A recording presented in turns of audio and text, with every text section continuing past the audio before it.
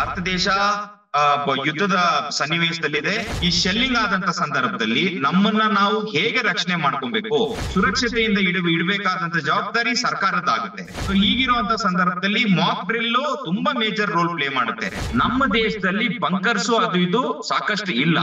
Bunker ಅನ್ನೋದು ನಮ್ಮ ಜೀವನನ ಕಾಪಾಡುತ್ತೆ.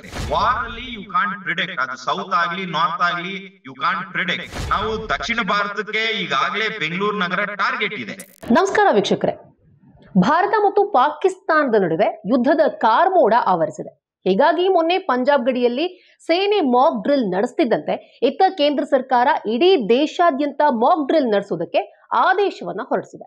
ಹಳ್ಳಿಯಿಂದ ಜಿಲ್ಲೆವರೆಗೂ ಕೂಡ ಎಲ್ಲಾ ರೀತಿಯ ಕವಾಯತ್ತನ್ನ ನಡೆಸೋದಕ್ಕೆ ಸೂಚನೆಯನ್ನ ಕೊಟ್ಟಿದೆ. ಹಾಗೆ ವಾಯು ದಾಳಿಯ ಸೈರನ್ ವ್ಯವಸ್ಥೆಯನ್ನು ನೋಡಿಕೊಳ್ಳುವಂತೆಯೂ ಕೂಡ ಕೇಂದ್ರ ಸರ್ಕಾರ ಆದೇಶವನ್ನು ಹೊರಡಿಸಿದೆ. ಕರ್ನಾಟಕದ ಬೆಂಗಳೂರು, ರಾಯಚೂರು ಸೇರಿದಂತೆ ದೇಶದ 244 ಜಿಲ್ಲೆಗಳಲ್ಲಿ ಈ ರೀತಿ ಮಾಕ್ ಡ್ರಿಲ್ ನ ಆಯೋಜಿಸುವುದಕ್ಕೆ ಕೇಂದ್ರ ಸೂಚನೆಯನ್ನ ನೀಡಿದೆ. 1971ರ ಯುದ್ಧದ ಬಳಿಕ ಇದೇ ಮೊದಲ ಬಾರಿಗೆ ದೇಶಾದ್ಯಂತ ಮಾಕ್ ಡ್ರಿಲ್ ನ ಆಯೋಜನೆ ಮಾಡಲಾಗ್ತಾ ಇದೆ. ನಮ್ಮ ಈಗಿನ ಪೀಳಿಗೆಗಂತೂ ಮಾಕ್ ಡ್ರಿಲ್ ಅಂದ್ರೆ ಏನು, ಮಾಕ್ ಡ್ರಿಲ್ ಹೇಗಿರುತ್ತೆ ಅನ್ನೋದ್ರ ಬಗ್ಗೆ ಯಾವುದೇ ರೀತಿ ಮಾಹಿತಿ ಇರೋದಿಲ್ಲ, ನಾಲೆಜ್ ಇರೋದಿಲ್ಲ. ಅಷ್ಟಕ್ಕೂ ಮಾಕ್ ಡ್ರಿಲ್ ಅಂದ್ರೇನು, ಇದನ್ನ ಹೇಗ್ ಮಾಡಲಾಗುತ್ತೆ, ಇದರ ಬಗ್ಗೆ ಡಿಫೆನ್ಸ್ ಎಕ್ಸ್ಪರ್ಟ್ ಶಶಾಂಕ್ ಅವರು ತುಂಬಾ ಚೆನ್ನಾಗಿ ವಿವರಿಸಿದ್ದಾರೆ. ಈಗಾಗಲೇ ಭಾರತ ದೇಶ ಯುದ್ಧದ ಸನ್ನಿವೇಶದಲ್ಲಿದೆ. ಶತ್ರು ದೇಶದ ಮೇಲೆ ಯುದ್ಧದ ವಾತಾವರಣ ಇದೆ. ಈ ಸಂದರ್ಭದಲ್ಲಿ ಮಾಕ್ ಡ್ರಿಲ್ ಅಂತ ಮಾಡ್ತಾರೆ. ಮಾಕ್ ಡ್ರಿಲ್ ಅಂದ್ರೆ ಒಂದು ರಿಹರ್ಸಲ್ ತರ. ಅಂದ್ರೆ ಮಾಕ್ ಡ್ರಿಲ್ ಏನು ಅಂತ ಹೇಳಿದ್ರೆ, ಈಗ ಯಾವುದೇ ದೇಶ ಯುದ್ಧದ ಸನ್ನಿವೇಶದಲ್ಲಿದ್ದು ಆ ದೇಶದಿಂದ ನಮ್ಗೆ ಅಪಾಯಕಾರಿ ಏನಾದ್ರು ಅಂದ್ರೆ ಬಾಂಬ್ ಶೆಲ್ಲಿಂಗ್, ಈ ಶೆಲ್ಲಿಂಗ್ ಆದಂತ ಸಂದರ್ಭದಲ್ಲಿ ನಮ್ಮನ್ನ ನಾವು ಹೇಗೆ ರಕ್ಷಣೆ ಮಾಡ್ಕೊಬೇಕು, ಸಾರ್ವಜನಿಕರು ದೇಶದ ಒಳಗಡೆ ಹೇಗೆ ಸುರಕ್ಷತೆಯಿಂದ ಇರಬೇಕು. ಯಾಕಂದ್ರೆ ಯುದ್ಧದ ವಾತಾವರಣ ಬಾರ್ಡರ್ ಅಲ್ಲಿ ಇರುತ್ತೆ. ಬಾರ್ಡರ್ ಅಲ್ಲಿ ನಮ್ಮ ಸೈನಿಕರು ಶತ್ರು ದೇಶದ ವಿರುದ್ಧ ಹೋರಾಟ ಮಾಡ್ತಾರೆ.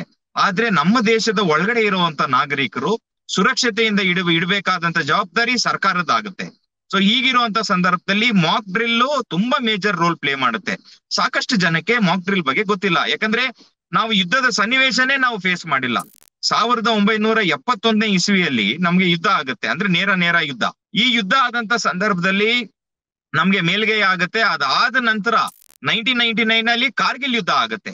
1971ನೇ ಇಸ್ವಿಯಲ್ಲೂ ಕೂಡ ಮಾಕ್ ಡ್ರಿಲ್ ಮಾಡಿಸ್ತಾರೆ. ಯಾಕಂದ್ರೆ ಬೇರೆ ದೇಶದ ವಿರುದ್ಧ ನಾವು ಎರಡು ದೇಶಗಳು ಸೇರಿ ಯುದ್ಧ ಮಾಡಿದಂತ ಸಂದರ್ಭದಲ್ಲಿ ಈ mock drill major role play ಮಾಡುತ್ತೆ. ಈಗ ಭಾರತ ದೇಶ ಕೂಡ ಮಾಕ್ ಡ್ರಿಲ್ ಮಾಡ್ಲೇಬೇಕು ಅಂತ ಕೇಂದ್ರ ಸರ್ಕಾರ ಈಗಾಗಲೇ ಆದೇಶ ಮಾಡಿದೆ. ಮಾಕ್ ಡ್ರಿಲ್ ಅಂದ್ರೆ ಏನು?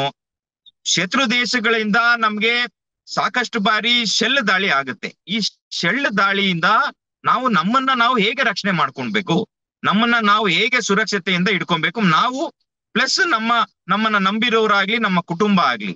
ನೋಡಿ, ಈಗ ಪ್ಯಾರಲಲ್ ಆಗಿ ನಾವು ಹೇಳ್ಬೇಕಂದ್ರೆ, ಒಂದು ಉದಾಹರಣೆ ಕೊಟ್ಟು ಹೇಳ್ಬೇಕಂದ್ರೆ, ಈ ಸಾಕಷ್ಟು ಬಾರಿ ಈ ದೊಡ್ಡ ಬಿಲ್ಡಿಂಗ್ ಇರುತ್ತೆ, ಅಂದ್ರೆ ಮಲ್ಟಿ ಫ್ಲೋರ್ ಬಿಲ್ಡಿಂಗ್ ಅಂತ ಹೇಳ್ತೀವಿ.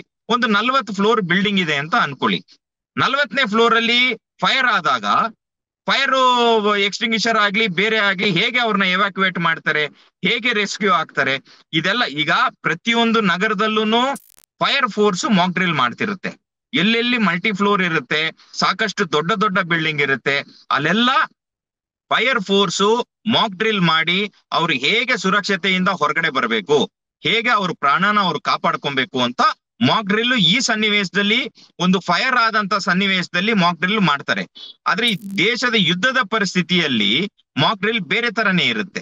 ಈಗಾಗಲೇ ಬಾರ್ಡರ್ ಏರಿಯಾದಲ್ಲಿ, ಜಮ್ಮು ಕಾಶ್ಮೀರ ಬಾರ್ಡರ್ ಅಲ್ಲಿ ಈಗಾಗಲೇ ಮಾಕ್ ಡ್ರಿಲ್ ಸ್ಕೂಲ್ ಮಕ್ಕಳಿಗೆ ಮಾಡಿಸ್ತಿದ್ದಾರೆ.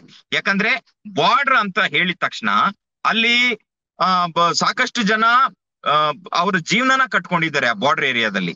ಇನ್ನೊಂದೇನಂದ್ರೆ ಅಲ್ಲಿ ಸಾಕಷ್ಟು ಜನ ಕೃಷಿ ಮೇಲೆ ಅವಲಂಬನೆ ಆಗಿದ್ದಾರೆ ನಮ್ಮ ಬಾರ್ಡರ್ ಏರಿಯಾದಲ್ಲಿ.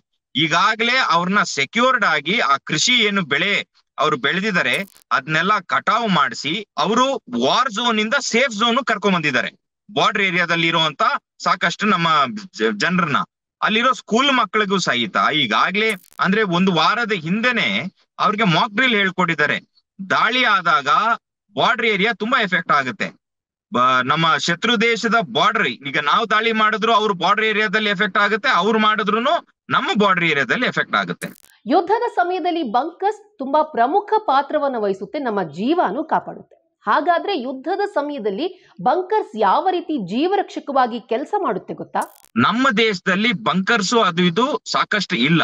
ಬಂಕರ್ಸ್ ಅನ್ನೋದು ಮೇಜರ್ ರೋಲ್ ಪ್ಲೇ ಮಾಡುತ್ತೆ ಯುದ್ಧದ ಸಂದರ್ಭದಲ್ಲಿ. ಆ ಬಂಕರ್ಸ್ ಆಗ್ಲಿ, ಬಂಕರ್ಸ್ ಇಂದ ನಾವು ಸುರಕ್ಷತೆ ದೃಷ್ಟಿಯಿಂದ ನಾವೇನು ಬಂಕರ್ ಸೇರ್ತೀವಿ, ಆ ಬಂಕರ್ ಅನ್ನೋದು ನಮ್ಮ ಜೀವನನ ಕಾಪಾಡುತ್ತೆ. ಕೆಲವು ದೇಶದಲ್ಲಿ ಬಂಕರ್ ಒಳಗಡೆ 6 ತಿಂಗಳಿರುವಂತ ಪರಿಸ್ಥಿತಿ ಕೂಡ ಇರುತ್ತೆ. ಯಾಕಂದ್ರೆ ಯುದ್ಧ ನಾವು ಇಂತಿಷ್ಟು ದಿನಾನೇ ಅಂತ ಹೇಳಲಿಕ್ ಬರಲ್ಲ. ಅದು 1 ವಾರ ಆಗ್ಬೋದು, 1 ತಿಂಗಳು ಆಗ್ಬೋದು. ಆ ಬಂಕರ್ಗಳಲ್ಲಿ ಸಾಕಷ್ಟು ಜನ ಫುಡ್ ಗ್ರೇನ್ ನ ಸ್ಟೋರ್ ಮಾಡ್ತಾರೆ, ಮೆಡಿಸಿನ್ ನ ಸ್ಟೋರ್ ಮಾಡ್ತಾರೆ, ಮತ್ತೆ ಆಕ್ಸಿಜನ್ ಅನ್ನೋದು ಮೇಜರ್ ರೋಲ್ ಪ್ಲೇ ಮಾಡುತ್ತೆ. ಈಗ ಈ ಯುದ್ಧದ ಸಂದರ್ಭದಲ್ಲಿ ನಮ್ಗೆ ಗಾಳಿ ತುಂಬಾ ಪೊಲ್ಯೂಟ್ ಆಗ್ಬಿಡುತ್ತೆ, ಏರ್ ಪೊಲ್ಯೂಟ್ ಆಗುತ್ತೆ. ಸೊ ಆಕ್ಸಿಜನ್ ಸಿಲಿಂಡರ್ ಕೂಡ ಮೇಜರ್ ರೋಲ್ ಪ್ಲೇ ಮಾಡುತ್ತೆ. ಮತ್ತೆ ಈ ನಗರಗಳ ಒಳಗಡೆ ಏನು ಶೆಲ್ ದಾಳಿ ಆಗ್ಲಿ, ಯಾಕಂದ್ರೆ ನಮ್ಮ ಒಂದೊಂದು ಮಿಸೈಲ್ ರೇಂಜ್ ಅಂತ ಒಂದಿರುತ್ತೆ. ಆ ರೇಂಜ್ ಇಂತಿಷ್ಟು ರೇಂಜ್ ಅಂತಾನೆ ಇರುತ್ತೆ. ಆ ನಗರಗಳಲ್ಲಿ ಮಾಕ್ ಡ್ರಿಲ್ ಮಾಡೋದ್ರಿಂದ ಜನ ಸುರಕ್ಷತೆಯಿಂದ ಇರುವಂತ ಸಾಕಷ್ಟು ಪಾಸಿಬಿಲಿಟೀಸ್ ಇರುತ್ತೆ. ಹೇಗೆ ನೆಲದ ಮೇಲೆ ಮಲಗಬೇಕು, ಹೇಗೆ ಒಂದು ಶೆಲ್ ದಾಳಿ ಆದಾಗ, ಇಲ್ಲ ಅಂದ್ರೆ ಒಂದು ಅಲಾರಂ, ನಮ್ಗೆ ಎಮರ್ಜೆನ್ಸಿ ಅಲಾರಂ ನಾವು ಕೊಟ್ಟಾಗ ನಾವು ಹೇಗೆ ಸುರಕ್ಷತೆಯಿಂದ ಇರಬೇಕು ಅಂತ ಮಾಕ್ ಡ್ರಿಲ್ ಸಾಕಷ್ಟು ಜನಕ್ಕೆ ಸಾಕಷ್ಟು ನಾಲೆಜ್ ನ ಕೊಡುತ್ತೆ. ಮಾಕ್ ಡ್ರಿಲ್ ಅನ್ನೋದು ನಮ್ಮನ್ನ ನಾವು ಸೇಫ್ ಆಗಿ ಇಟ್ಕೊಬೇಕು. ಇದನ್ನ ಪರಿಣಿತರು ಕೆಲವರು ಇರ್ತಾರೆ. ಈಗ ಫಾರ್ ಎಕ್ಸಾಂಪಲ್ ನಾವು ಹೇಳ್ಬೇಕಂದ್ರೆ NCC ಕೆಡೆಟ್ಸ್ ಅವ್ರಿಗೆ ವೆಪನ್ ಟ್ರೈನಿಂಗು ಇರುತ್ತೆ. ಪ್ಲಸ್ ಈ ಮಾಕ್ ಡ್ರಿಲ್ ನ ಅವ್ರಿಗೆ ಹೇಳ್ಕೊಟ್ಟಿರ್ತಾರೆ. ಯುದ್ಧದ ಸನ್ನಿವೇಶದಲ್ಲಿ ನಾವ್ ಏನ್ ಮಾಡ್ಬೇಕು, ದೇಶದ ಒಳಗಡೆ ಏನಾದ್ರೂ ಶೆಲ್ಲಿಂಗ್ ಆದಾಗ ಆ ಶೆಲ್ ದಾಳಿಯಿಂದ ನಮ್ಮನ್ನ ನಾವು ಹೇಗೆ ಕಾಪಾಡ್ಕೊಬೇಕು ಅನ್ನೋದು ಈ ಮಾಕ್ ಡ್ರಿಲ್ ಅನ್ನೋದು ಸಾಕಷ್ಟು ನಮ್ಗೆ ಆ ಪ್ಯಾರಾಮೀಟರ್ಸ್ ನ ನಮ್ಗೆ ಹೇಳ್ಕೊಡುತ್ತೆ. ವೀಕ್ಷಕರೇ, ನಾನು ಆಗ್ಲೇ ಹೇಳ್ದಂತೆ ನಮ್ಗೆ ಯಾರಿಗೂ ಕೂಡ ಮಾಕ್ ಡ್ರಿಲ್ ಬಗ್ಗೆ ಒಂದು ಕಿಂಚಿತ್ತು ಮಾಹಿತಿ ಕೂಡ ಇಲ್ಲ. 1971ರಲ್ಲಿ ಮಾಕ್ ಡ್ರಿಲ್ ಆಗಿತ್ತು. ಅದಾದ 54 ವರ್ಷದ ಬಳಿಕ ದೇಶಾದ್ಯಂತ ಮಾಕ್ ಡ್ರಿಲ್ ನ ಮಾಡಲಾಗ್ತಿದೆ. ಅಷ್ಟಕ್ಕೂ ಮಾಕ್ ಡ್ರಿಲ್ ಮಾಡಿದಾಗ ಸಾರ್ವಜನಿಕರು ಯಾವ ರೀತಿ ಪ್ರಿಕಾಷನ್ಸ್ ಅನ್ನ ತೆಗೆದುಕೊಳ್ಬೇಕು, ಸಾರ್ವಜನಿಕರು ಯಾವ ರೀತಿ ಕ್ರಮಗಳನ್ನ ಅನುಸರಿಸಬೇಕು ಅನ್ನೋದ್ರ ಬಗ್ಗೆ ಶಶಾಂಕ್ ಅವರು ವಿವರಿಸಿದ್ದಾರೆ. ನೋಡಿ, ಮಾಕ್ ಡ್ರಿಲ್ ಅಂತ ಸಂದರ್ಭದಲ್ಲಿ ಬೇರೆ ದೇಶದಲ್ಲಿ ಯುದ್ಧದ ವಾತಾವರಣ ಇರುತ್ತೆ. ಅಲ್ಲಿನ ಪ್ರಜೆಗಳಿಗೆ ಗೊತ್ತು ಯಾವ ಸೈರನ್ ಬಂದಾಗ ಹೇಗೆ ನಾವು ಓಡೋಗಿ ಬಚ್ಚಿಟ್ಕೊಬೇಕು, ಇಲ್ಲ ಅಂದ್ರೆ ನಾವು ಬಂಕರ್ ಸೇರ್ಬೇಕು ಅಂತ. ಭಾರತ ದೇಶದಲ್ಲಿ ಬಾರ್ಡರ್ ಲೈನ್ ಬಿಟ್ರೆ ಒಳಗಡೆ ಅಂದ್ರೆ ಈ ಡೆಲ್ಲಿ ಆಗ್ಬೋದು, ಬ್ಯಾಂಗ್ಳೂರ್ ಆಗ್ಬೋದು, ಚೆನ್ನೈ ಆಗ್ಬೋದು, ಕೊಚ್ಚಿ ಆಗ್ಬೋದು, ಇಂಥ ನಗರಗಳಲ್ಲಿ ನಮ್ಗೆ ಬಂಕರ್ ಫೆಸಿಲಿಟಿ ಇಲ್ಲ. ಪ್ಲಸ್ ಸೈರನ್ ಅಂದ್ರೂ, ಎಮರ್ಜೆನ್ಸಿ ಸೈರನ್ ಕೊಟ್ರು ಜನಕ್ಕೆ ಅದು ಎಮರ್ಜೆನ್ಸಿ ಸೈರನ್ನ ಬೇರೆ ಸೈರನ್ನ ಜನಕ್ಕೆ ಅಷ್ಟು ತಿಳುವಳಿಕೆ ಇರಲ್ಲ. ಈಗ ನಾವು ಅರ್ಥಕೊಬೇಕಾಗಿರೋದೇನು, ದೇಶ ತುಂಬಾ ಹೈ ಅಲರ್ಟ್ ಅಲ್ಲಿ ಇದೆ. ನಾವು ಬೇರೆ ಶತ್ರು ದೇಶದ ಮೇಲೆ ದಾಳಿ ಮಾಡ್ಲೇಬೇಕಾದಂತ ಪರಿಸ್ಥಿತಿ ಇದೆ. ಈಗ ಸಾರ್ವಜನಿಕರು ಮಾಡುವಂತದ್ದೇನು, ಅವ್ರಿಗೆ ಸಾಕಷ್ಟು ತಿಳುವಳಿಕೆ ಇಲ್ಲ. ಯಾವ್ದು ಎಮರ್ಜೆನ್ಸಿ ಅಲಾರಂ ಆಗ್ಲಿ, ಎಮರ್ಜೆನ್ಸಿ ಸೈರನ್ ಆಗ್ಲಿ, ಎಮರ್ಜೆನ್ಸಿ ಸೈರನ್ ಬಂದಾಗ ಏನ್ ಮಾಡ್ಬೇಕು ಅಂತ. ನೋಡಿ, ಎಮರ್ಜೆನ್ಸಿ ಸೈರನ್ ಬಂದಾಗ ತಮ್ಮನ್ನ ತಾವು ಒಂದು ಸೇಫ್ ಝೋನ್ ಅಲ್ಲಿ ಇರ್ಬೇಕು. ನೀವು ಎಲ್ಲೆಲ್ಲಿ ಓಡಾಡ್ತಿರ್ತೀರಾ ಅಲ್ಲೆಲ್ಲ ಒಂದು ಸೇಫ್ ಝೋನ್ ಅಂತ ಇರುತ್ತೆ. ಆ ಸೇಫ್ ಝೋನ್ಗೆ ನೀವು ಹೋಗ್ಬೇಕು. ಹೋಗಿ ಈ ಶೆಲ್ಲಿಂಗ್ ಆಗ್ಲಿ, ಶೆಲ್ ದಾಳಿ ಆಗ್ಬೇಕಾದ್ರೆ ಆಗ್ಲಿ, ನೀವು ನೆಲದ ಮೇಲೆ ಮಲಗಬೇಕಾಗತ್ತೆ. ನೆಲದ ಮೇಲೆ ತೆರಳಿಕೊಂಡು ನೀವು ಹೋಗಿ ನಿಮ್ಮನ್ನ ನೀವು ಸೇಫ್ ಗಾರ್ಡ್ ಮಾಡ್ಕೊಬೇಕಾದ ಜವಾಬ್ದಾರಿ ನಿಮ್ಗಿರುತ್ತೆ. ಯಾಕಂದ್ರೆ ಸಾಕಷ್ಟು ನಗರಗಳಲ್ಲಿ ಬಂಕರ್ ಫೆಸಿಲಿಟಿ ಇಲ್ಲ. ಬಂಕರ್ ಫೆಸಿಲಿಟಿ ಇದ್ರೆ ಎಲ್ಲ ನಿವಾಸಿಗಳಾಗ್ಲಿ, ಇಲ್ಲ ಒಂದು ಏರಿಯಾದ ನಿವಾಸಿಗಳಾಗ್ಲಿ ಆ ಬಂಕರ್ ಹತ್ರ ಸೈನರ್ ಆಗಿದ ತಕ್ಷಣ ಹೋಗಿ ಸೇರ್ಪಡೆ ಆಗುವಂತದ್ದು ಇರ್ತಿತ್ತು. ನಮ್ಮ ದೇಶದಲ್ಲಿ ಆ ಫೆಸಿಲಿಟಿ ಇಲ್ಲ. ಆದ್ರೂ ಯುದ್ಧದ ಸಂದರ್ಭದಲ್ಲಿ ಪ್ರತಿಯೊಂದು ನಾಗರಿಕನು ಅವನಿಗೆ ಗೊತ್ತಿರಬೇಕು ಯಾವ ರೀತಿ ದೇಶದ ಗಡಿಯಲ್ಲಿ ಏನ್ ಆಗ್ತಿದೆ. ನಾವು ವಾರ್ ಸಿಚುಯೇಷನ್ ನಾವಿದ್ದಾಗ ನಮ್ಮನ್ನ ನಾವು ಹೇಗೆ ಕಾಪಾಡ್ಕೊಬೇಕು. ಈಗ ಸಾಕಷ್ಟು ಯುವಕರಿಗೆ ಈ ಜವಾಬ್ದಾರಿ ಜವಾಬ್ದಾರಿ ಬರ್ಬೇಕಾಗತ್ತೆ. ಯಾಕಂದ್ರೆ ಯುವಕರು ಮೇಜರ್ ರೋಲ್ ಪ್ಲೇ ಮಾಡ್ತಾರೆ. ಈ ಯುವಕರು ತಮ್ಮ ಕುಟುಂಬನ ರಕ್ಷಣೆ ಮಾಡೋದಲ್ದಿರ ತಮ್ಮ ನೆರೆ ಹೊರೆಯವ್ರನ್ನು ಕೂಡ ಈ ಯುವಕರು ರಕ್ಷಣೆ ಮಾಡುವಂತ ಜವಾಬ್ದಾರಿ ಯಾಕಂದ್ರೆ ನಮ್ಮ ಭಾರತ ದೇಶ ಬಂದು youngest Young nation in the world ಅಂತ ನಾವು ಹೇಳ್ತೀವಿ. ಯುವಕರು ಮೇಜರ್ ರೋಲ್ ನ ಪ್ಲೇ ಮಾಡ್ತಾರೆ. ಸೊ ಯಾವಾಗ ಎಮರ್ಜೆನ್ಸಿ ಅಲಾರಂ ಆಗತ್ತೆ, ಅಲಾರಂ ಆದಂತ ಸಂದರ್ಭದಲ್ಲಿ ತಾವು ತಮ್ಮನ್ನ ಸೇಫ್ ಝೋನ್ಗೆ ಕರ್ಕೊಂಡು ಹೋಗಿ ತಮ್ಮನ್ನ ತಾವು ಸೇಫ್ ಝೋನ್ ಅಲ್ಲಿ ಇಟ್ಕೊಂಡು ಬೇರೆಯವ್ರನ್ನ ಕೂಡ ಆ ಸೇಫ್ ಝೋನ್ಗೆ ಕರ್ಕೊಂಡ್ ಬರೋದೇ ಒಂದು ಮೇಜರ್ ಟಾಸ್ಕ್ ಆಗುತ್ತೆ ನಮ್ಮ ಭಾರತೀಯರಿಗೆ. ಈಗ ಸಾಕಷ್ಟು ಜನಕ್ಕೆ ಇದು ಗೊತ್ತಿಲ್ಲ. ಈಗ ಯುಕ್ರೇನ್ ದೇಶದಲ್ಲಿ ಪ್ರತಿ ಒಂದು ರಸ್ತೆಯಲ್ಲೂ ಕೂಡ ಬಂಕರ್ ಇದೆ. ಯಾಕಂದ್ರೆ ಅವರೆಲ್ಲ ಫೇಸ್ ಮಾಡಿದ್ದಾರೆ. ಈ ಹಿಂದೆ ನಾವು ಆ ಈ ಪ್ಯಾಲೆಸ್ಟೈನ್ ವಾರ್ ಆದಾಗ್ಲೂ ಸಹಿತ, ಇಸ್ರೇಲ್ ಪ್ಯಾಲೆಸ್ಟೈನ್ ವಾರ್ ಆಯ್ತು ಆಗ್ಲೂ ಸಹಿತ, ಯಾಕಂದ್ರೆ ಅವರೆಲ್ಲ ದಿನನಿತ್ಯ ನಾವು ವಾರ್ ನೋಡಿದ್ದಾರೆ. ಸಾಕಷ್ಟು ಜನರೇಷನ್ ಆಗ್ಲಿ, ಸಾಕಷ್ಟು ಯುವ ಪೀಳಿಗೆ ಆಗ್ಲಿ ವಾರ್ ಅಲ್ಲಿ ಪಾರ್ಟಿಸಿಪೇಟ್ ಮಾಡಿದ್ದಾರೆ, ನೋಡಿದರೆ ಅವ್ರಿಗೆ ಗೊತ್ತು. ಆ ದೇಶದಲ್ಲಿ ಪ್ರತಿಯೊಂದು ನಗರದಲ್ಲಿ ಪ್ರತಿಯೊಂದು ರಸ್ತೆಯಲ್ಲೂ ಕೂಡ ಬಂಕರ್ಗಳ ವ್ಯವಸ್ಥೆ ಆಗಿರುತ್ತೆ. ಬಂಕರ್ ಅಲ್ಲಿ ಫೆಸಿಲಿಟಿ ವ್ಯವಸ್ಥೆ ಇರುತ್ತೆ. ಅವ್ರಿಗೆ ಫುಡ್ ಗ್ರೇನ್ ನ ಸ್ಟೋರ್ ಮಾಡಿರ್ತಾರೆ, ಮೆಡಿಸಿನ್ ನ ಸ್ಟೋರ್ ಮಾಡಿರ್ತಾರೆ, ಕುಡಿಯೋ ನೀರಿನ ವ್ಯವಸ್ಥೆ ಇರುತ್ತೆ, ಮಲಗ್ಲಿಕ್ಕೆ ವ್ಯವಸ್ಥೆ ಇರುತ್ತೆ.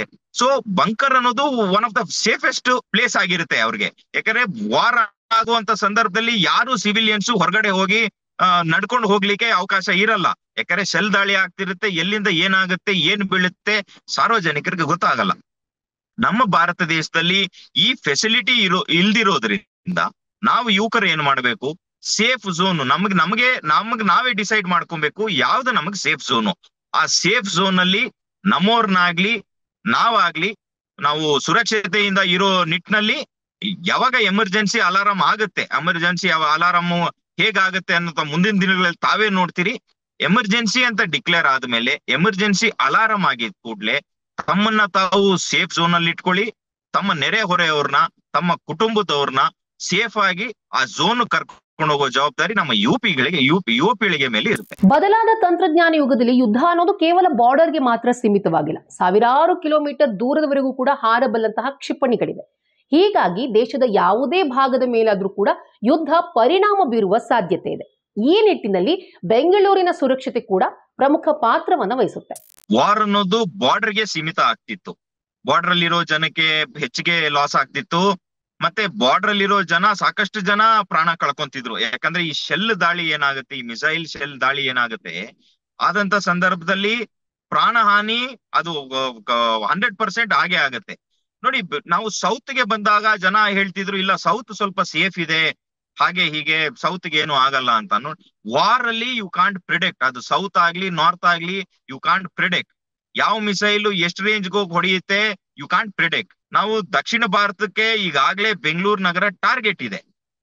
ಯಾವ ದೇಶ ಶತ್ರು ದೇಶಕ್ಕೆ ಏನು ಸಹಾಯ ಮಾಡುತ್ತೆ, ಏನ್ ಎಕ್ವಿಪ್ಮೆಂಟ್ ಕೊಡುತ್ತೆ, ಏನು ಆರ್ಮ್ಸ್ ಅಂಡ್ ಅಮ್ಯುನಿಷನ್ ಕೊಡುತ್ತೆ ಅಂತ ನಾವ್ ಹೇಳಲಿಕ್ಕೆ ಆಗಲ್ಲ. ನಮಗೆ ಸಾಕಷ್ಟು ದೇಶಗಳು ಬೆಂಬಲ ಇದ್ರೂ ಸಹಿತ ಶತ್ರು ದೇಶಕ್ಕೆ ಕೆಲವು ದೇಶಗಳು ಬೆಂಬಲ ಕೊಟ್ಟು ಅವ್ರಿಗೆ ಬೇರೆ ಏನಾದ್ರೂ ಆರ್ಮ್ಸ್ ಅಂಡ್ ಅಮ್ಯುನಿಷನ್ ಕೊಟ್ಟು ದೇಶದ ಒಳಗಡೆ ಅಂದ್ರೆ ಪ್ರಮುಖ ನಗರಗಳಿಗೆ ಏನು ಡ್ಯಾಮೇಜ್ ಆಗದಿರೋ ತರ ನಾವು ನಮ್ಮನ್ನ ಕಾಪಾಡ್ಕೊಬೇಕಾಗತ್ತೆ. ಬೆಂಗಳೂರು ನಗರ ಅಂತ ಬಂದ್ರೆ ಈಗಾಗ್ಲೇ ಬೆಂಗಳೂರು ನಗರ ಇಡೀ ಏಷ್ಯಾ ಖಂಡದಲ್ಲಿ ಹೆಸರು ಮಾಡಿರುವಂತ ನಗರ. ಹೀಗಿರುವಂತ ಸಂದರ್ಭದಲ್ಲಿ ನಮ್ಮ ನಗರಗಳನ್ನ ಸೌತ್ ಅಲ್ಲಿ ಏನಿದೆ ಮೇಜರ್ ಟಾರ್ಗೆಟ್ಸ್ ಆಗಿರುವಂತ ನಗರಗಳನ್ನ ನಾವು ಅತಿ ಸುರಕ್ಷತೆಯಿಂದ ಇಟ್ಕೊಬೇಕು. ತೀರಾ ಈ ಜನರೇಷನ್ ಅಲ್ಲಿ 2025 ಪ್ರತಿಯೊಬ್ಬರಿಗೂ ಒಂದು ಜವಾಬ್ದಾರಿ ಇದೆ. ಈಗ ದೇಶ ವಾರ್ ಅಂಡ್ ವಾರ್ ಸಿಚುಯೇಷನ್ ಅಲ್ಲಿ ಇದ್ದಾಗ, ದೇಶ ಯುದ್ಧಕ್ಕೆ ಸನ್ನದ್ಧವಾಗಿರೋ ಟೈಮ್ ಅಲ್ಲಿ ನಾವು ನಮ್ಮನ್ನ ಜವಾಬ್ದಾರಿಯಿಂದ ಇಟ್ಕೊಬೇಕು. ಪ್ರತಿಯೊಬ್ಬರಿಗೂ ಜವಾಬ್ದಾರಿ ಇದೆ. So everybody should be responsible ನಾವು. So this the right time to be responsible ಅಂತ ನಾನು ಹೇಳ್ತೇನೆ. ಸಮುದ್ರ ಮಾರ್ಗ ಈ ಬಾರಿ ತುಂಬಾ ಪ್ರಮುಖ ಪಾತ್ರವನ್ನ ವಹಿಸುತ್ತೆ. ಶತ್ರು ದೇಶ ಏನಿದೆಯಲ್ಲ ಅದು ನಾಗರಿಕರಿಗಿಂತಲೂ ಕೂಡ ದೇಶದಲ್ಲಿ ಯಾವೆಲ್ಲ ಸವಲತ್ತುಗಳಿವೆ ಅದರ ಮೇಲೆ ಟಾರ್ಗೆಟ್ ಮಾಡೋದು ಹೆಚ್ಚು. ಯಾಕಂದ್ರೆ ಅದರ ಮೇಲೆ ಟಾರ್ಗೆಟ್ ಮಾಡೋದ್ರಿಂದ ಆ ದೇಶಕ್ಕೆ ನಷ್ಟ ಉಂಟಾಗುತ್ತೆ ಅಂತ. ಇದು ಒಂದು ಕಡೆ ಆದ್ರೆ ಈಗಾಗಲೇ ಭಾರತ ಕೂಡ ಶತ್ರು ದೇಶ ಪಾಕಿಸ್ತಾನವನ್ನ ಕಟ್ಟಿ ಹಾಕೋದಕ್ಕೆ ಎಲ್ಲಾ ರೀತಿಯಲ್ಲೂ ಕೂಡ ಸಿದ್ಧತೆಯನ್ನ ಮಾಡ್ಕೊಂಡಿದೆ. ಬೆಂಗಳೂರು ನಗರದಕ್ಕಿನ್ನ ಔಟ್ಸ್ಕರ್ಟ್ ಅಂದ್ರೆ ಈ ಮುರುಡೇಶ್ವರ ಆಗ್ಲಿ, ಈ ಸಿ ರೂಟ್ ಏನಿದೆ, ಪ್ಲಸ್ ಈಗ ರಾಯಚೂರು ಕೂಡ ಕೊಟ್ಟಿದ್ದಾರೆ. ಯಾಕಂದ್ರೆ ಪವರ್ ಸ್ಟೇಷನ್ಸ್ ಎಲ್ಲಿರುತ್ತೆ, ಥರ್ಮಲ್ ಪವರ್ ಎಲ್ಲಿರುತ್ತೆ. ಈಗ ಶತ್ರು ದೇಶ ನಾಶ ಮಾಡೋದು ಸಿವಿಲಿಯನ್ಸ್ಗಿನ್ನ ನಮ್ಮಲ್ಲಿ ಏನೇನು ಸವಲತ್ತಿದೆ ಅಂದ್ರೆ, ಈಗ ನಾವು ಭಾರತ ದೇಶ ದಾಳಿ ಮಾಡಿದ್ರೆ ಮೇನ್ ಆಗಿ ಪಾಕಿಸ್ತಾನದ ರೈಲ್ವೇಸ್ ನಾವು ಡ್ಯಾಮೇಜ್ ಮಾಡ್ತೀವಿ. ಯಾಕಂದ್ರೆ ಒಂದು ಗೂಡ್ಸ್ ಅಂಡ್ ಎಕ್ವಿಪ್ಮೆಂಟ್ಸ್ ಏನ್ ಹೋಗುತ್ತೆ ಬಾರ್ಡರ್ ಏರಿಯಾದಲ್ಲಿ ಬರೀ ಟ್ರಕ್ ಅಲ್ಲೇ ಹೋಗಲ್ಲ. ಈ ರೈಲ್ವೇಸ್ ಕೂಡ ಒಂದು ಮೇಜರ್ ರೋಲ್ ಪ್ಲೇ ಮಾಡುತ್ತೆ. ಪ್ಲಸ್ ಆ ರೋಡ್, ಯಾವ ರೋಡ್ಸ್ ಮೇಜರ್ ರೋಡ್ಸ್ ಏನ್ ಕನೆಕ್ಟ್ ಆಗುತ್ತೆ ಅದನ್ನ ಡ್ಯಾಮೇಜ್ ನಾವು ಮಾಡ್ತೀವಿ. ಮತ್ತೆ ನೀವು ಇನ್ನೊಂದು ಹೇಳ್ಬೇಕಂದ್ರೆ ಈ ಸಿ ರೂಟ್ ನಾವು ಬಂದ್ ಮಾಡ್ತೀವಿ.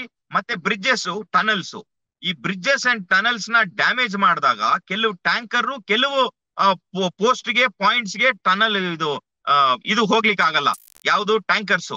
ಯಾಕಂದ್ರೆ ಟ್ಯಾಂಕರ್ ಬಾರ್ಡರ್ ಏರಿಯಾ ಬಿಟ್ಟು ಬೇರೆ ಇದಕ್ಕೆ ನಾವು ಅದು ಹೋಗಕ್ಕೆ ಸಾಧ್ಯ ಇಲ್ಲ. ಸೊ ಈ ರೋಡ್ ಆಗ್ಲಿ ಈ ರೈಲ್ವೇಸ್ ಆಗ್ಲಿ ನಾವ್ ಯಾವಾಗ ಟಾರ್ಗೆಟ್ ಮಾಡ್ತೀವಿ ಒಂದು ದೇಶಕ್ಕೆ ದೊಡ್ಡ ಹಿಟ್ ಆಗತ್ತಿದು. It is a major hit. So ಇದನ್ನೆಲ್ಲ ನಾವು ಆಲೋಚನೆ ಮಾಡಿ ಸಾಕಷ್ಟು ಈಗಾಗ್ಲೇ ನಮ್ಮ ಆರ್ಮಿ ಇಂಟೆಲಿಜೆನ್ಸ್ ಆಗ್ಲಿ ನಮ್ಮ ಕೇಂದ್ರ ಸರ್ಕಾರ ಆಗ್ಲಿ ಈಗಾಗ್ಲೇ ಇದ್ರ ಬಗ್ಗೆ ರೂಪುರೇಷ ತುಂಬಾ ದಿನದಿಂದ ರೂಪುರೇಷ ಸಿದ್ಧಗೊಳಿಸಿದೆ. ಸೊ ಬ್ಲೂ ಪ್ರಿಂಟ್ ಈಗಾಗ್ಲೇ ತಯಾರಾಗಿದೆ. ನಾವು ಯಾಕೆ ಇಷ್ಟು ಡಿಲೇ ಮಾಡ್ತಿದೀವಿ? ಜನ ಕೇಳ್ತಾರೆ, ಸರ್ ವಾರ್ ಡಿಕ್ಲೇರ್ ಆಯ್ತಲ್ಲ, ಯಾಕೆ ಈ ಕೂಡ್ಲೇ ಮಾಡಬಾರ್ದ ಅಂತ. ಒಂದೇ ದಿನದಲ್ಲಿ 24 ಅವರಲ್ಲಿ ವಾರ್ ನ ಡಿಕ್ಲೇರ್ ಮಾಡಿ ಯಾವ್ದೋ ದೇಶದ ಮೇಲೆ ನಾವು ಹೋಗ್ಲಿಕ್ಕೆ ಆಗಲ್ಲ. ಯಾಕಂದ್ರೆ ವಾರ್ ಅನ್ನೋದು we should be prepared. So ಈಗಾಗ್ಲೇ ಪ್ರಿಪರೇಷನ್ ಆಗ್ತಿದೆ. ಯಾವ ಭಾಗದಲ್ಲಿ ಶತ್ರು ದೇಶನ ಕಟ್ಟಾಕ್ಬೇಕು ಅಂತ ಈಗಾಗ್ಲೇ ಡಿಸೈಡ್ ಆಗಿದೆ. ರಾಜತಾಂತ್ರಿಕ ನಡೆ ತುಂಬಾ ಚೆನ್ನಾಗಿದೆ ಭಾರತ ದೇಶದ್ದು. ಈಗಾಗ್ಲೇ UN ನೇಷನ್ಸ್ ಏನಿದೆ, UN ನೇಷನ್ಸ್ ಕೂಡ ಪಾಕಿಸ್ತಾನದ ಮೇಲೆ ಸಾಕಷ್ಟು ಒತ್ತಡ ಹೇರ್ತಿದೆ. ನೀವು LETನ ನೀವು ಬೆಂಬಲಿಸ್ತಾ ಇದ್ದೀರಾ, ಯಾಕೆ ಬೆಳೆಸಿದ್ದೀರಾ, ನಮ್ಗೆ ಎಕ್ಸ್ಪ್ಲನೇಷನ್ ಬೇಕು ಅಂತ. ಯುದ್ಧದ ಸಂದರ್ಭದಲ್ಲಿ ಎಮರ್ಜೆನ್ಸಿ ಸಿಚುವೇಶನ್ ನಲ್ಲಿ, ಅದರಲ್ಲಿ ಮಾಕ್ ಡ್ರಿಲ್ ನಲ್ಲಿ ಪೊಲೀಸ್ ಹಾಗೂ ಫೈರ್ ಸರ್ವಿಸ್ ಆಗಿರ್ಬೋದು, ಎಲ್ಲ ಆರ್ಮಿಯ ಸೈನಿಕರಾಗಿರ್ಬೋದು, ಪ್ರತಿಯೊಬ್ರು ಕೂಡ ಒಬ್ರಿಗೊಬ್ರು ಚೆನ್ನಾಗಿ ಕೋಆರ್ಡಿನೇಟ್ ಮಾಡ್ತಾರೆ. ಅದರಲ್ಲೂ ಕೂಡ ಮಾಜಿ ಸೈನಿಕರು ಏನಿರ್ತಾರಲ್ಲ, ಮಾಕ್ ಡ್ರಿಲ್ ನಲ್ಲಿ ಮೇಜರ್ ರೋಲ್ ಪ್ಲೇ ಮಾಡ್ತಾರೆ. ಇವರೆಲ್ಲರೂ ಕೂಡ ಒಬ್ರಿಗೊಬ್ರು ಚೆನ್ನಾಗಿ ಸಹಕಾರವನ್ನ ಕೊಟ್ಟು ನಾಗರಿಕರ ರಕ್ಷಣೆಗೆ ಬದ್ಧರಾಗಿರ್ತಾರೆ. ಈಗ ಎಮರ್ಜೆನ್ಸಿ ಸಿಚುಯೇಷನ್ ಇರುವಂತ ಸಂದರ್ಭದಲ್ಲಿ ಮಾಕ್ ಡ್ರಿಲ್ ಮಾಡ್ತಾರೆ. ಮಾಕ್ ಡ್ರಿಲ್ ಆದಂತ ಸಂದರ್ಭದಲ್ಲಿ ನಮ್ಮ ನಗರದ ಒಳಗಡೆ ಇರುವಂತ ಅಫಿಷಿಯಲ್ಸ್ ಆಗ್ಲಿ, ಫಾರ್ ಎಕ್ಸಾಂಪಲ್ ಈ ಫೈರ್ ಫೋರ್ಸ್ ಆಗ್ಲಿ, ಯಾಕಂದ್ರೆ ಫೈರ್ ಫೋರ್ಸ್ ಮಾಕ್ ಡ್ರಿಲ್ ಸಾಕಷ್ಟು ಮಾಡೋದೇ ಫೈರ್ ಫೋರ್ಸ್ ಅವರು. ಯಾಕಂದ್ರೆ ಎಲ್ಲೇ ಫೈರ್ ಆಗ್ಲಿ ಈಗ ಫಾರ್ ಎಕ್ಸಾಂಪಲ್ ನಾವ್ ಹೇಳ್ಬೇಕಂದ್ರೆ ಒಂದು ದೊಡ್ಡ ಕಂಪನಿ ಇರುತ್ತೆ, ಒಂದ್ 40 ಫ್ಲೋರ್ 50 ಫ್ಲೋರ್ ಇರುತ್ತೆ ಕಂಪನಿ. 50ನೇ ಫ್ಲೋರ್ ಅಲ್ಲಿ ನಾವ್ ಏನಾದ್ರೂ ಫೈರ್ ಆದ್ರೆ ಅವ್ರ ಕೆಳಗಡೆ ಹೇಗೆ ಬರ್ಬೇಕು ಅಂತ ಮಾಕ್ ಡ್ರಿಲ್ ವರ್ಷಕ್ಕೆ 2 ಸರಿ ಮಾಡ್ತಾನೆ ಇರ್ತಾರೆ. ವರ್ಲ್ಡ್ ಟ್ರೇಡ್ ಸೆಂಟರ್ ಆಗ್ಲಿ ಬೇರೆ ಆಗ್ಲಿ ಬೆಂಗಳೂರು ನಗರದಲ್ಲಿ ಈಗಾಗ್ಲೇ ಫೈರ್ ಫೋರ್ಸ್ ಅವರು ಈ ಮಾಕ್ ಡ್ರಿಲ್, ಪೊಲೀಸು ಮತ್ತೆ ಫೈರ್ ಫೋರ್ಸ್ ಅವ್ರು ಇಬ್ರು ಸೇರಿ ಮಾಕ್ ಡ್ರಿಲ್ ಮಾಡಿ ಅಲ್ಲಿ, ಯಾಕಂದ್ರೆ ಸಾವಿರಾರು ಜನ ಅಲ್ಲಿ ಕೆಲಸ ಮಾಡೋದ್ರಿಂದ ಪ್ರತಿಯೊಬ್ಬರ ಜೀವನ ಅಮೂಲ್ಯವಾಗಿರೋದ್ರಿಂದ ಮಾಕ್ ಡ್ರಿಲ್ ಅನ್ನೋದು ಸಾಕಷ್ಟು ನಾಲೆಜ್ ನ ತುಂಬುತ್ತೆ. ಹೇಗೆ ಎವಾಕ್ಯುವೇಟ್ ಮಾಡಬೇಕು, ಎಮರ್ಜೆನ್ಸಿ ಎಕ್ಸಿಟ್ ಹೇಗಿರುತ್ತೆ, ನಮ್ಮನ್ನ ನಾವು ಸೇಫ್ ಝೋನ್ಗೆ ಹೆಂಗ್ ಕರ್ಕೊಂಡ್ ಬರ್ಬೇಕು, ಸೇಫ್ ಝೋನ್ ಅಲ್ಲಿ ನಾವ್ ಹೆಂಗಿರ್ಬೇಕು, ನಮ್ ಪ್ರಾಣನ ಹೇಗ್ ಕಾಪಾಡ್ಕೊಬೇಕು ಅನ್ನೋದು ಈ ಮಾಕ್ ಡ್ರಿಲ್ ಹೇಳುತ್ತೆ.